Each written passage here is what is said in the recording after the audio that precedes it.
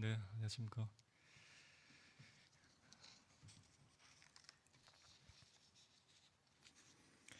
네, 본문 말씀 함께 보시겠습니다. 다니엘서 3장, 3장 전체가 내용이 많아서 1절부터 8절까지 보시겠습니다.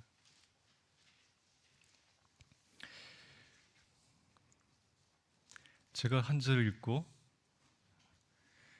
성도님들 다 같이 한 절 읽고요.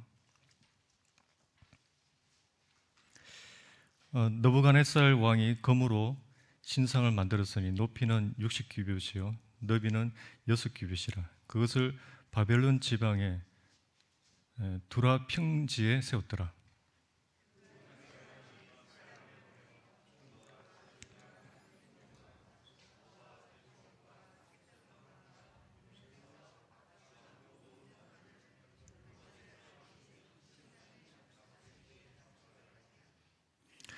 네, 이에 총독과 수령과 행정관과 모사와 재무관과 재판관과 법률사와 각 지방 모든 관원이 느부갓네살 왕이 세운 신상의 낙성식에 참석하여 느부갓네살 왕이 세운 신상 앞에 서니라.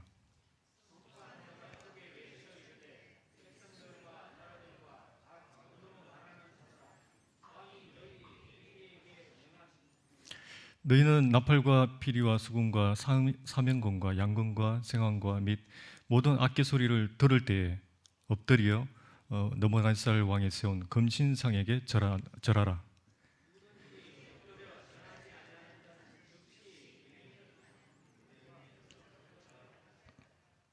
모든 백성과 나라들과 각 언어를 말하는 자들이 나팔과 피리와 수금과 사명금과 양금과 및 모든 악기 소리를 듣자 곧 느부갓네살 왕이 세운 금신상에게 엎드려 절하니라. 그 8절요. 시작. 그때에 어떤 갈대아 사람들이 나와 유다 사람들을 참수하니라. 또 19절에서 23절까지 읽겠습니다. 19절에서 23절. 제가 읽겠습니다. 느부갓네살이 분이 가득하여 사드락과 메삭과 아벳노고를 향하여 얼굴빛을 바꾸고 명령하여 이르되 그 풀무불을 뜨겁게 하기를 평소보다 7배나 뜨겁게 하라 하고 군대 중 용사 몇 사람에게 명령하여 사드락과 메삭과 아벳노고를 결박하여 극렬히 타는 풀무불 가운데 던지라 하니라. 그러자 그 사람들을 겉옷과 속옷과 모자와 다른 옷을 입은 채 결박하여 맹렬히 타는 풀무불 가운데 던졌더라. 왕의 명령이 엄하고 풀무불이 심히 뜨거움으로 불꽃이 사드락과 메삭과 아벳노고를 붙든 사람을 태워 죽였고 이 세 사람 사드락과 메삭과 아벳노고는 결박된 채 맹렬히 타는 풀무불 가운데 떨어졌더라. 이제 오늘 제목은 그리 아니하실지라도, 이제 부제목은 두려움에 맞서다입니다. 좀 전에 쉬는 시간에 들었는데 오늘 또 오미크론이 5만 2천 명이라고 들었습니다. 이게 일주일 합치면 어마어마한 숫자잖아요.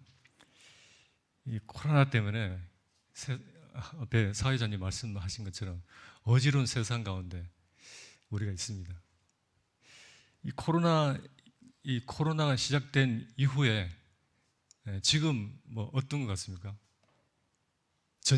이 전염병이 끝날 것 같은데, 사라질 것 같은데 계속 또 다른 이 전염병이 또 생기면서 이런 생각이 들었어요.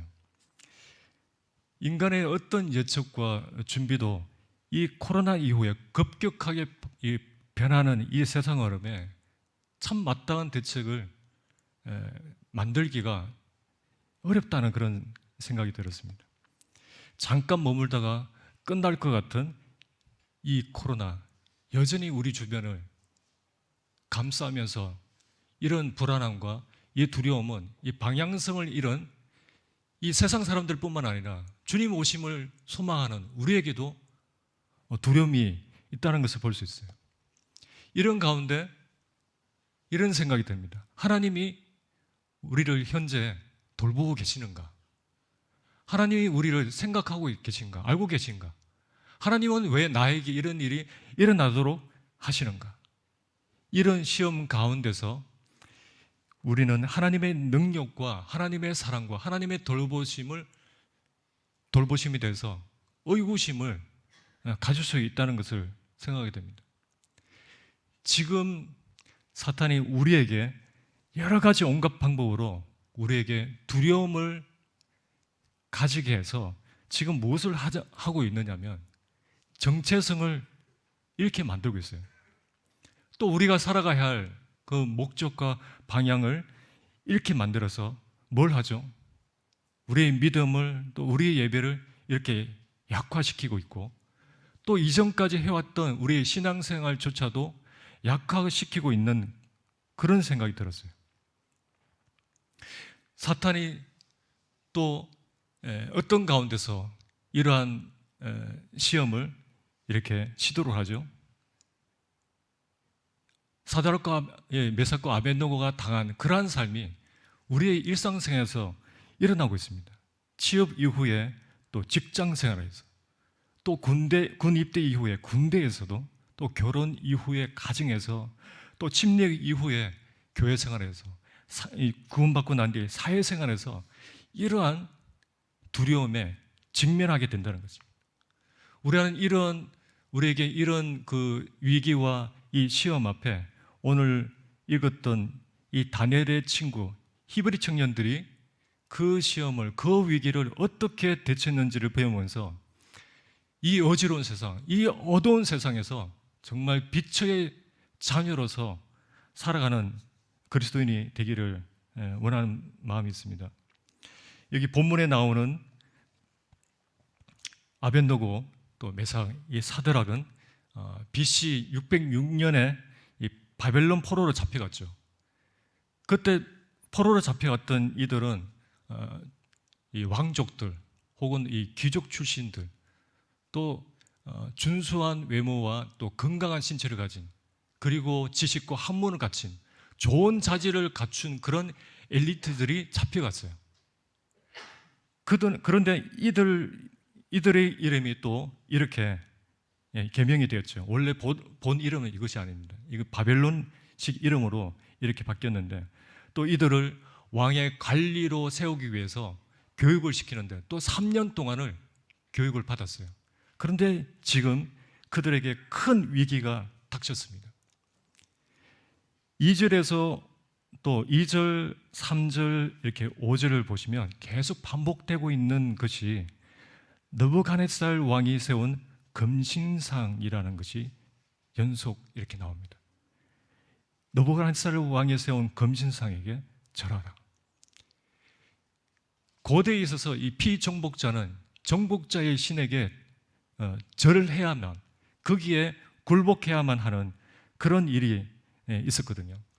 이제 이 왕의 사자가 절해야 되는 이 왕이 세운 이 금신상 앞에 절하라고 하는 왕의 사자가 공포한 바를 어기는 자에게는 적결 심판이 내려질 그런 상황입니다. 6절에 그 내용이 있고요. 따라서 사람들은 음악이 이렇게 연주가 되면 곧바로 그 신상 앞에 절해야 되는 그런 상황입니다. 그렇지 않으면 어떻게 되죠? 즉시 극렬히 불타는 그 풀무불의 죽임을 당해야 할 찰나입니다. 음악이 연주가 되는 순간에 모든 사람들이 신상 앞에 절을 했습니다. 그런데 세 사람, 사드락과 메삭, 아벳느고, 그들이 가지고 있던 그 입장, 그 마음을 결단한 그 마음을 지키는 것은 쉽지 않은 일일 텐데 그런데도 불구하고 그는 동료되기를 거절했습니다. 그런데 왜 이 세 청년들이 금신상에게 절하지 않았을까요? 그것은 금신상 앞에 절한다는 것은 하나님의 계명에, 하나님의 말씀에 굴복하는 것이, 그것을 하나님 말씀을 범하는 것이기 때문에 절하지 않았다는 것입니다. 굴복하지 않았다는 것입니다.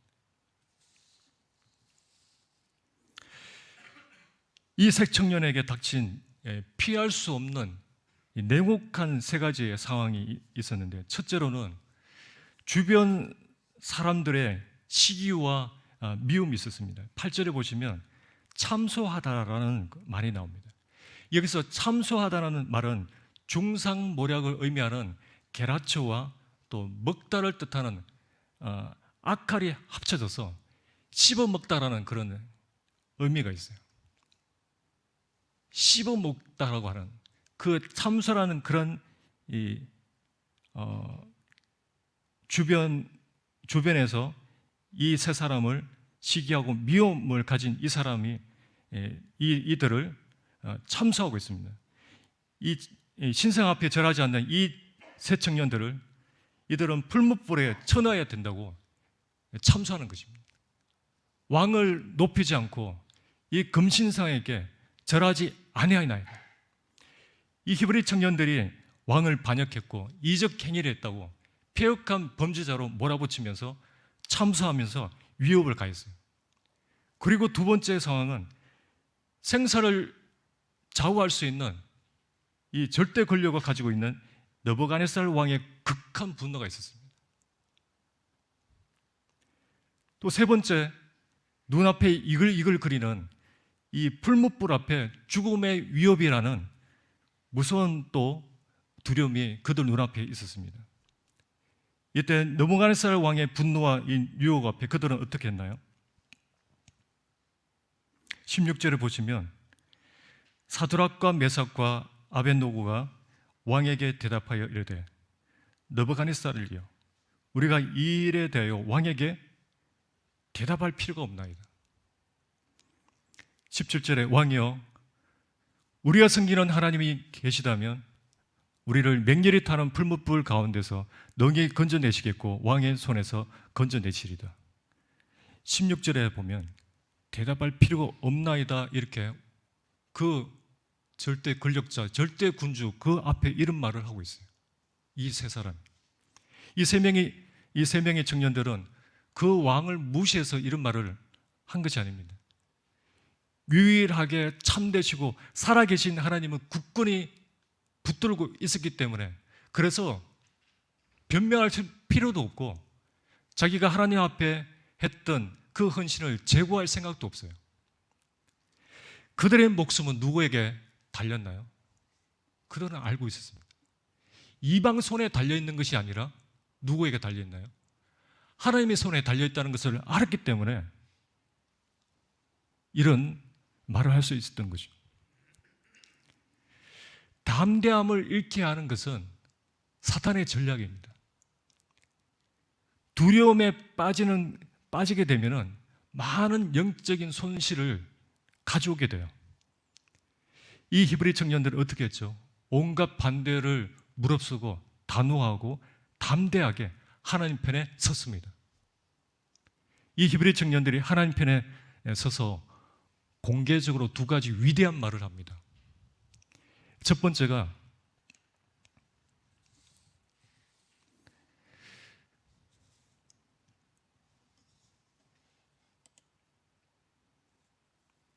하나님의 능력에 관한 공언을 합니다. 공개적으로 말한다는 거죠. 누구 앞에서요?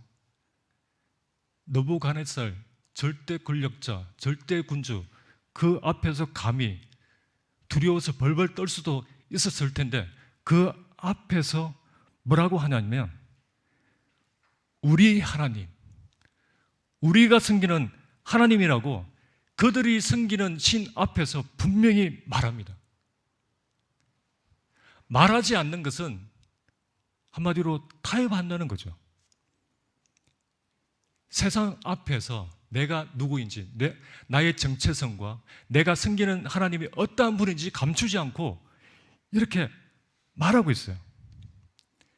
그런데 이와 같은 이 담대한 확신, 우리의 하나님, 나의 하나님을 어떻게 담대하게 말할 수 있었을까요?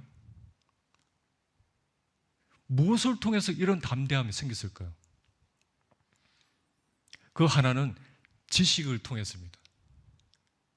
지식을 통해서, 이제 성경을 통해서죠. 믿음은 들음에서 생겨난다고 했습니다. 돕고 또 돕고 또 배우고 또 읽고 그런 가운데서 알게 되는 하나님을 아는 그 지식은 우리의 영혼을 아주 강하게 무장시켜 줍니다. 그리고 또 하나는 결단을 통해서 이런 담대한 확신이 그냥 생겨난 게 갑자기 생긴 것이 아닙니다. 이미 1장에서 다니엘과 함께 뜻을 정하여 율례를 지켰던 결단이 있었어요. 그 믿음의 결단은 또 다른 의로운 결단을 또 다른 결단을 할 수 있는 그런 힘이 자라게 되는데 이번에도 이 결단을 통해서 하나님을 경험한 것입니다. 그리고 하나는 체험을 통해서 이전에 하나님을 경험했던 일이 있었기 때문에 이러한 일이 가능한 것입니다. 그분만이 유일하시고 그분만이 참되시다는 것, 그분만이 나의 하나님이라는 것을 깨달았기 때문에 살아계시고 전능하신 하나님을 경험하는 삶을 살아왔기 때문에 이런 담대함이 나오는 것입니다. 두 번째로 이 세 청년이 공개적으로 말한 것이 왕 앞에서 자신의 책임에 관한 공언을 합니다. 18절에 그렇게 하지 아니하실지라도 왕이여 우리가 왕의 신들을 섬기지 아니하고 왕이 세우신 금신상에게 절하지도 아니할 줄로 아옵소서.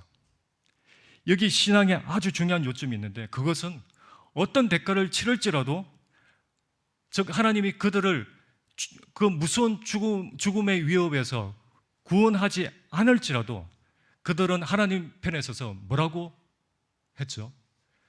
그렇게 하지 아니하실지라도 저희는 하나님 편에 서겠습니다라고 고백을 했습니다. 여기 이 본문 속에 이 사건 속에 세 부류의 사람들이 나옵니다. 이 세 부류는 지금 또 여전히 볼 수 있는 사람이에요. 첫 번째 사람은 타협하는 사람입니다. 순응하는 사람이죠. 그냥 세상 흐름에 순종하고 구별되기보다는 점점 동화되어 가는 그런 그리스도인.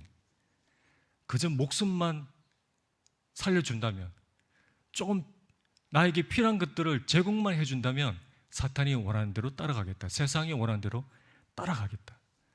단 나에게 손해가 없도록 해달라. 중요한 건 하나님보다 나라는 거예요. 내가 더 중요해. 이런 사람이 타협하는 사람이에요. 그냥 세상 흐름에 그냥 순응해서 다니는 사람이에요. 그리고 믿음을 무너뜨리는 사람이 나옵니다. 8절에서 12절. 주변에서 그런 시기심과 판단하는 그런 말들로 사람들의 마음을 무너뜨리는 그런 사람이죠. 이것은 이 가까운 믿음의 가족 안에서도 있을 수 있어요. 교회 생활 가운데서 또 성도들 가운데서도 있을 수 있습니다. 정말 조심해야 되는 부분인데 격려하면서 세워주기보다는 누구랑 이렇게 비교를 하고 또 깎아대니는 그런 말로 낙심시키고 또 이렇게 믿음을 좌절시킬 수가 있다는 것입니다. 그 발단은 무엇이라고요? 그 발단은 시기심과 교만이에요. 그래서 그 입을 통해서 공동체를 무너뜨립니다. 아가서에 보면 작은 여우가 나오잖아요.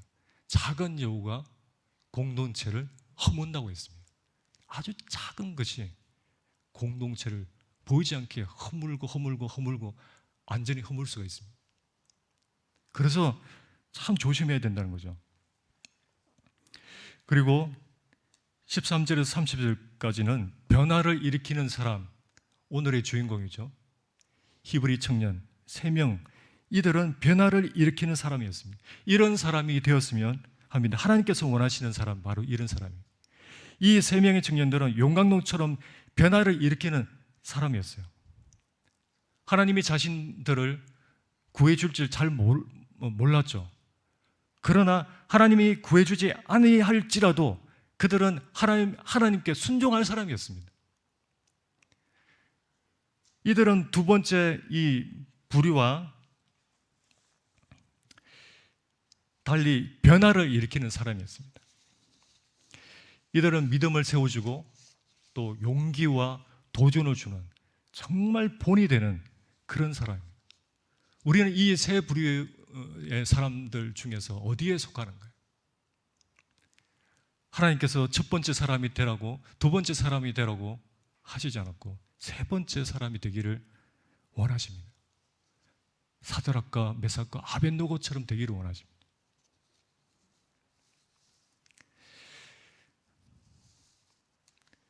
이제 이 믿음의 테스트가 우리의 삶 가운데 있는데, 우리의 삶 가운데 이 믿음의 시험을 만날 때에 우리가 잊지 않고 꼭 생각해야 될 부분이 있습니다. 우리가 이것을 생각하게 되면 이 세상 가운데 승리하면서 살 수 있어요. 이 히브리 3명의 청년들이 이 생각을 했어요. 첫 번째는 무엇이냐면 그러한 믿음의 시험이 우리 앞에 올 텐데 무엇을 생각하느냐면 그 믿음의 시험 가운데 하나님의 축복과 보호하심이 있다는 것을 기억하셨으면 좋겠습니다. 25절을 보시면 왕이 또 말하여 이르되 내가 보니 결박되지 아니한 네 사람이 불 가운데로 다니는데 상하지도 아니하였고 그 네 번째의 모양은 신들의 아들과 같도다 하고, 27절에 총독과 지사와 행정관과 왕의 모사들이 모여 이 사람들을 본즉 불이 능히 그들의 몸을 해하지 못하였고 머리털도 거울리지 아니하였고 겉옷빛도 변하지 아니하였고 불탄 냄새도 없었더라. 풀무불이 너무나 뜨거워서 청년들을 던져 넣었던 그 사람들이 다 타 죽었어요. 그런데 놀라운 것은 그 너부갓네살이 쌀이 그 풀무불 속에 세 사람을 본 것이 아니라 네 사람을 보았어요. 셋은 유다인이고 또 한 사람은 그 모양이 하나님의 아들 NKJV라고 하는 그 책에서는 하나님의 아들이라고 표현되어 있어요. 혹은 신들의 아들과 같다라고 말합니다.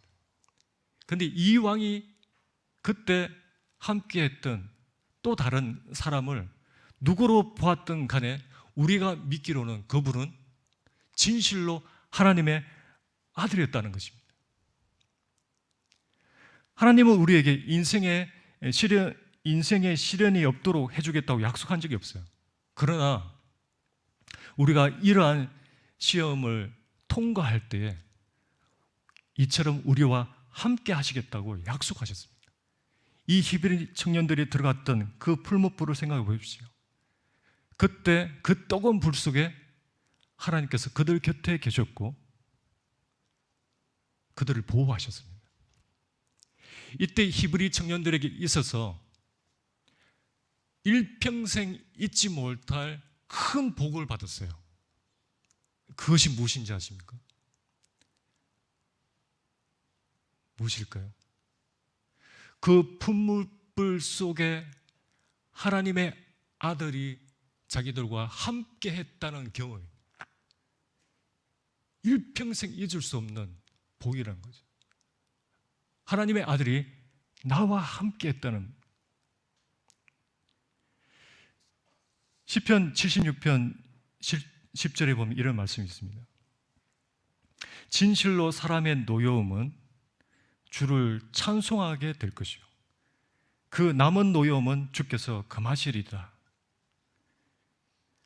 하나님께서 사람의 노여움을 이렇게 허락하셔서 하나님을 찬양하도록 사용하시기도 합니다.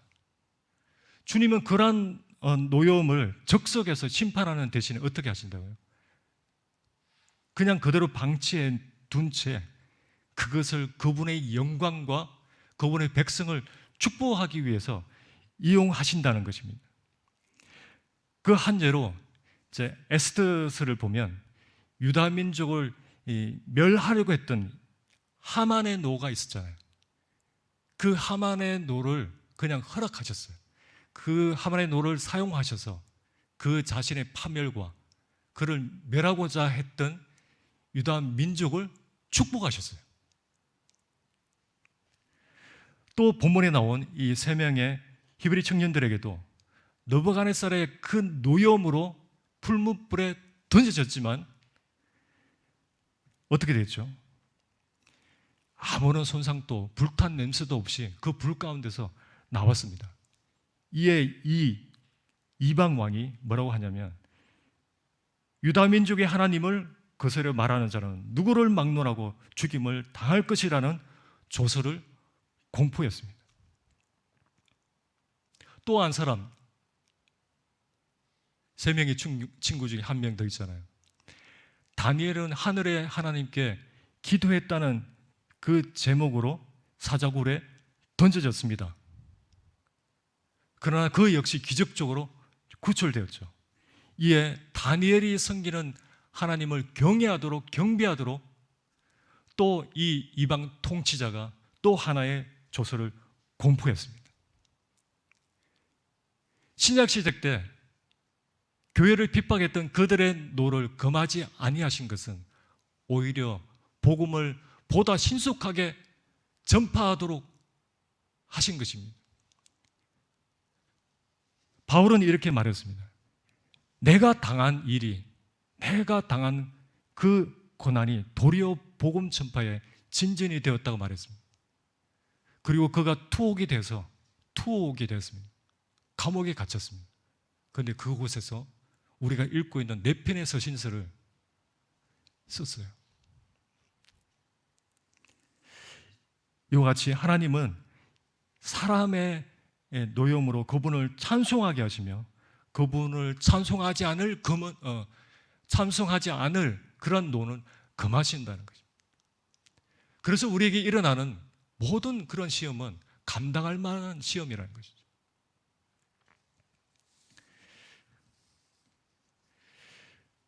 두 번째, 이 믿음의 시험은 하나님을 증명할 기회라는 거죠. 이 믿음의 시험은 하나님을 증거할 수 있는 절호의 기회라는 것입니다. 저는 이번에 이 말씀을 준비하면서 여기 28절에서 정말 놀랐어요. 너무 놀라서 저희 자매한테 여러 번 이렇게 읽어줬어요. 야, 이런 말씀이 있다고 하면서. 제가 여기 현대의 성경을 읽어드리겠습니다. 그때 느부갓네살 왕이 말하였다. 사드락과 메삭과 아벳노고의 하나님을 찬양하라. 그가 그의 천사를 보내어 자기를 신뢰하는 종들을 구원하셨다. 그들은 자기들의 하나님 외에 다른 신에게 경배하지 않으려고 왕의 명령을 거역하고 기꺼이 자기들의 목숨까지 내놓았다. 저 개인적으로는 정말 이 전율적으로 와닿았어요. 그 느부갓네살 왕의 그 입에서 그가 목격한 바를, 그가 본 바를 말합니다. 그들이 섬기는 하나님을 보고는 완전히 압도가 됐어요. 자기 목숨까지도 아끼지 않는 그들의 하나님은 과연 누구인가?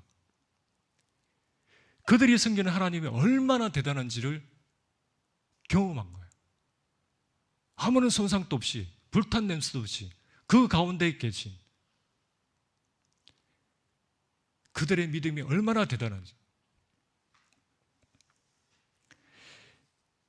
29절에 보시면 그러므로 내가 이제 조서를 내려놓으니 사드락과 메삭과 아벳노고의 하나님께 경솔히 말하거든 그 몸을 쪼개고 그 집을 거름토로 삼을지니 이는 이같이 사람을 구원할 다른 신이 없음이니라 하더라. 왕이 드디어 사드락과 메삭과 아벳노고를 바벨론 지방에서 더욱 높이니라. 이 사건을 통해서 이방 통치자가 하나님을 경험했는데 유다인의 하나님을 거스려 말하지 못하게 하고 어떻게 했죠? 그 세 청년을 바벨론 지방에서 더욱 높였다고 했습니다. 더욱 높이라고 명령했습니다. 이 믿음의 결단은 이렇게 하나님을 높이고 또 하나님께서 그들을 이들의 결단이 하나님을 참으로 영광스럽게 했고 그들을 존중히 여겨주셨습니다. 사무엘상 2장 30절에 이런 말씀이 있어요. 나를 존중히 여기는 자를 내가 존중히 여기고 라는 하나님의 약속의 말씀이 있는데요. 하나님을 존중히 여길 수 있는 여러 가지 방법 중에 하나가 뭐냐면 하나님의 원칙에 충실하고 타협의 한결같이 거절하는 것입니다. 이처럼 하나님을 존중하고 하나님께 충성스러운 사람이 있는데요. 그 중에 아담 클라크라는 사람이 있어요. 이 사람이 젊을 때에 포목 상점에서 일을 했었는데 하루는 주인이 손님에게 물건을 팔 때는 그 포목을 이렇게 잡아 늘어뜨려서 늘려서 크기를 더 크게 해서 그 치수를 잴 것을 이렇게 요령을 일러줬습니다. 그때 아담이 이렇게 대답합니다. 주인님, 이 포목을 잡아 늘릴 수는 있지만 당겨 늘릴 수 있지만 저희 양심은 그렇게 못합니다. 오랜 후에 하나님은 그의 이름이 새겨진 성경 주석을 집필할 수 있는 능력을 허락하셔서 그 정직한 점원을 존중히 여기셨습니다. 에릭 리들은 들어보셨죠? 영화로도 나왔는데 이 사람이 운동선수입니다. 올림픽에서 100m 경주에 참가하기로 계획되어 있었어요.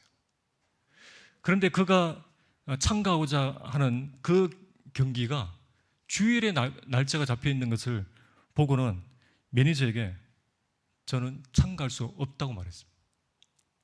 왜냐하면 그는 주일을 존중히 여기지 않는 것은 하나님을 존중히 여기지 않는 것이라고 생각했기 때문입니다. 그래서 곧바로 비난이 엄청나게 부어졌습니다. 어떻게 이렇게 경기를 망칠 수 있느냐고. 어떻게 고향의 명예를 네가 실추시킬 수 있느냐.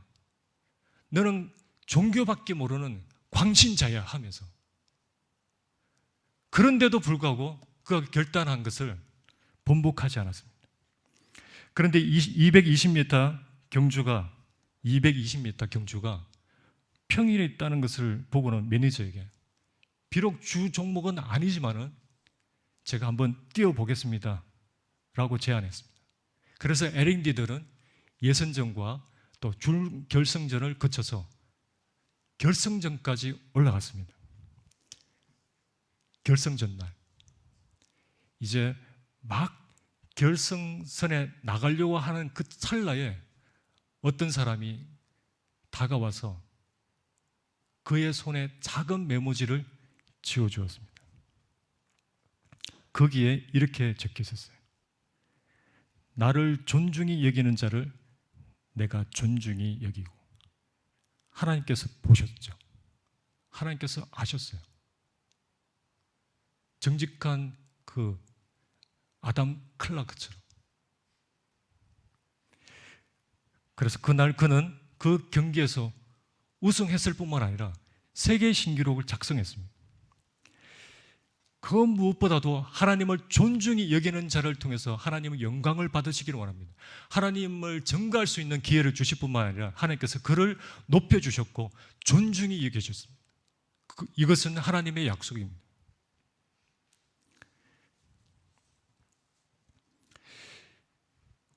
마지막으로 우리 앞에 있을 그 믿음의 시험 앞에 섰을 때 우리가 가져야 할 마음 자세가 있습니다. 그것은 무엇이냐면 두려움에 맞서려면 각오가 필요하다. 고린도전서 10장 13절에 사람이 감당할 시험 밖에는 너희가 당한 것이 없나니 오직 하나님은 미쁘사 너희가 감당하지 못할 시험 당함을 허락하지 아니하시고 시험 당할 즈음에 또한 피할 길을 내사 너희로 능히 감당하게 하시느니라. 여기서 피할 길이라는 단어가 나오는데요, 우리는 이 부분에 대해서 오해를 하는 경우가 있어요. 그 피할 길에는 전혀 어려움이 없다는 것은 아닙니다. 하나님께서 나에게 허락하신 모든 시험은 감당할 수 있는 것이기에 필요하다면 순교까지도 해야 한다는 것입니다. 순교까지도 감당할 수 해야 된다는 거예요. 제가 주님을 위해서라면 제가 감당하겠습니다. 그런 분이 있어요. 믿음의 사람들이 그런 선택을 합니다. 야곱이 그랬어요. 정말 사랑하는 요셉을 잃었잖아요. 그런데 이제 막내 아들 베냐민까지 보내야 하는 그 두려움 앞에 뭐라고 말합니까? 내가 자식을 잃게 되면 이르리로다. 에스더는 하만의 계략 앞에 자기 민족이 몰살당할 그 위기 앞에 뭐라고 합니까? 죽음은 죽으리이다.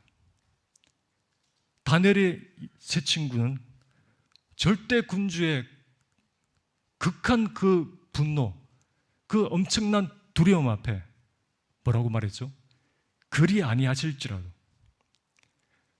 다니엘서 11장 32절에 이런 말씀이 있습니다. 오직 자기 하나님을 아는 백성은 강하여 용맹을 떨치리라. 하나님을 참으로 아는 사람들은 아주 강하고 용맹스러운 사람들입니다. 하나님의 사람이라도 두려움 앞에 서면 주춤할 수 있어요. 그러나 그 두려움 앞에 자기 그 감정에 사로잡히지 않고 어떻게 하죠? 두려움에 맞서는 사람들입니다. 어떻게 그 힘이 나올까요? 자기 하나님을 알기 때문에 나오는 그 강함, 용맹이 있는 거죠. 지금 또 그런 분이 있어요. 우리 가운데 계시고요. 또 오늘 이분을 소개해드리고 마치겠습니다. 두려움 앞에 당당히 맞서서 복음을 전하는 한 자매님 계신데, 최근 레바논 조대희 선교사님으로부터 구원받은 25세의 자매님이십니다. 그는 시리아 난민 무슬림이었어요. 그는 처음부터 매우 이렇게 겸손하고 순전한 마음으로 성경 말씀에 흥미를 보이면서 혼자서 성경을 읽으면서 모르는 부분이 있으면 밑줄을 치가면서 많이 물었대요. 질문을 했대요. 그래서 4, 5개월간 꾸란과 성경을 비교해가면서 참 진리를 찾느라고 참 혼란한 기간을 보냈다고 합니다. 그녀에게 있어서는 알라라는 존재는 너무나 두려운 존재라서 죄짓지 않으려고 애쓰고 정말 늘 긴장 속에 살았는데, 예수님을 알고 난 뒤에, 예수님을 믿고 난 뒤에 참된 평안과 그러한 안식을 누렸다고 합니다. 부활하신 예수님을 주인으로 이렇게 영접하고 또 그분께 자신을 온전히 내어드린 후에 자매님의 삶이 전적으로 변했어요. 180도로 변했다는 거죠. 너무나 큰 기쁨으로 성경을 읽고 기도에 힘쓰고 그러면서 자기 가족과 또 친구와 이웃들에게 복음을 막 전하기 시작했습니다. 그래서 자기 여동생도 주님께로 돌아오고 또 어머니와 또 남편과 남동생도 열린 마음으로 복음 집회에 이렇게 참석하고 있다고 합니다. 그의 열정적인 그의 전도는 이슬람 종교 지도자와 무슬림들을 아주 몹시 격동을 시켰어요. 그래서 그들이 너의 가족을 살해하겠다고 막 협박을 해오는 거예요. 그들의 살해 그 위협은 굉장히 두려움을 가지게 하거든요. 그런데도 이 자매님은 뭐라고 하냐면은 누구도 내 안에 계신 주님을 빼앗아갈 수 없습니다. 어느 누가 나와 가족의 생명을 빼앗아간다 해도 두렵지 않습니다. 나는 여전히 주님 편에 설 것이며 가족과 친구들을 계속 모아서 기도와 찬송과 성경 공부를 계속 할 것입니다라고 고백했어요. 이것보다 더 중요한 것은 없기 때문에, 그들의 생명을 구원해야 되기 때문에 자기의 목숨을 걸고 하는 거예요. 그의 성품은 아주 성품이 온화한 성품인데 하나님께 대한 믿음은 반석처럼 견고했다는 거죠. 여러분, 우리도 이처럼 우리에게 어떠한 두려움이 우리 앞에 있을지라도 주님께 영광이 된다면, 주님을 위한 것이라면 어떻게 해야 되죠? 그리 아니하실지라도, 내 뜻대로 아니 될지라도 주님 편에 서서 주님을 높일 것이고 주님의 영광을 드러내는 그런 자가 되기를 원합니다라는 그러한 마음으로 그러한 생애를 살아가는 저희가 됐으면 합니다. 네, 기도하고 마치겠습니다.